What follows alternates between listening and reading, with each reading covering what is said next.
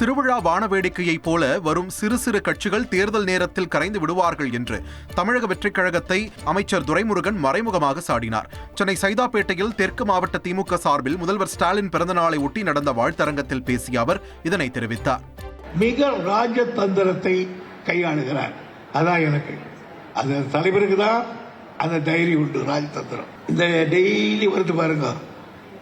அதே சின்ன சின்ன கட்சிகள் அவர் அறிவுரை அவரெல்லாம் இதெல்லாம் திருவிழாவில் ஒரு வான வேடிக்கை மாதிரி அவ்வளவுதான். இது கட்சி, இது நம்மளது கட்சி, அவங்களது கூட்டம். உயிரை கொடுக்கிறது இது, அதை கூட கொடுக்க மாட்டாங்க.